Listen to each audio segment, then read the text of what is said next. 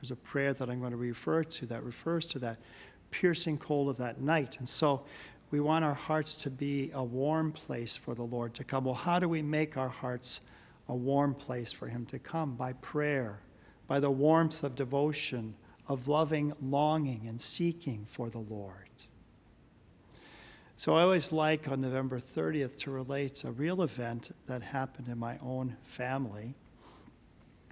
And today is also the feast of St. Andrew the Apostle. And there's a traditional prayer that's prayed from today, November 30th, until Christmas Day. And the whole focus of this prayer, I think, is just a beautiful, powerful prayer, is on the incarnation, the most awesome moment in human history when God became man and dwelt among us, and focusing on that and the merits of Jesus Christ, who was born for us, the merits of his mother who received him and gave birth to him. And so this prayer, and you can find this on EWTN.com/Christmas. If you scroll down on the tab, the resources tab, you'll find devotions. And this prayer is in there.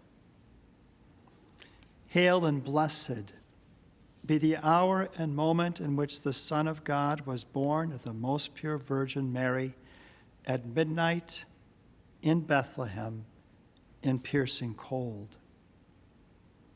In that hour vouchsafe, O my God, to hear my prayer and grant my desires through the merits of our Savior Jesus Christ and of his blessed mother. Amen.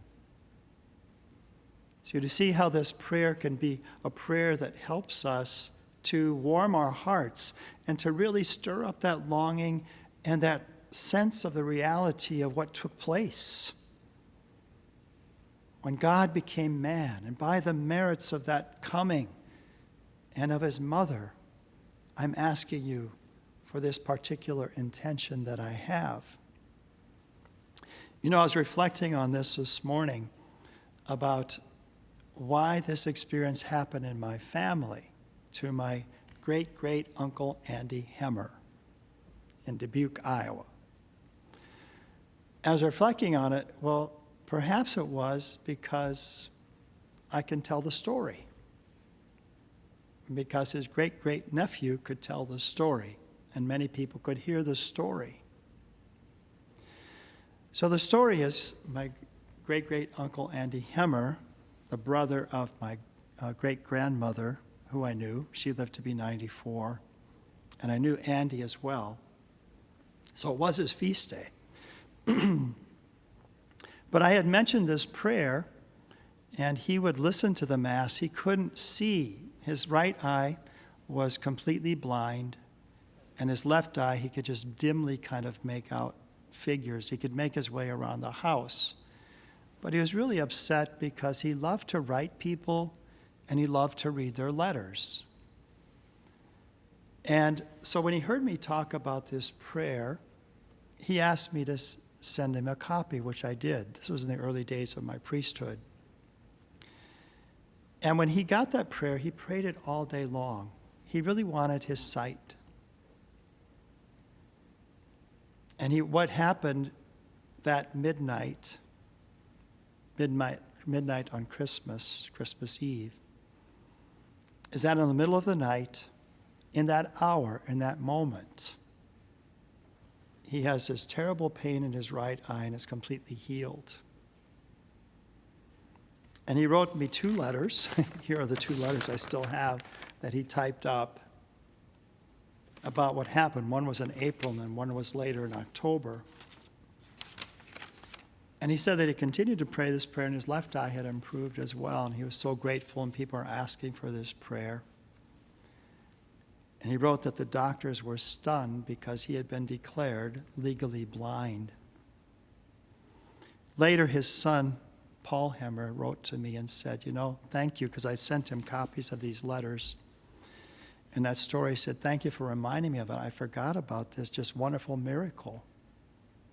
Because that Christmas day, he could hardly hold himself together at the family meal that they had that day. He was just so overwhelmed by this great grace that he had received. And why was it this great grace that he received? Because of the merits of our Lord Jesus Christ. Hail and blessed be the hour and moment in which the Son of God was born of the most pure Virgin Mary at midnight and piercing cold in Bethlehem. In that hour vouchsafe, O my God, to hear my prayers and grant my desires through the merits of our Savior Jesus Christ and his blessed Mother. Amen. So that first part that I encourage all of us to do, clean out the heart, the manger of our heart. Make it warm through prayer. It can be this prayer, it could be other prayers that you want to offer during this time. So it's a warm place, full of warmth, the warmth of your love for him, your longing for him.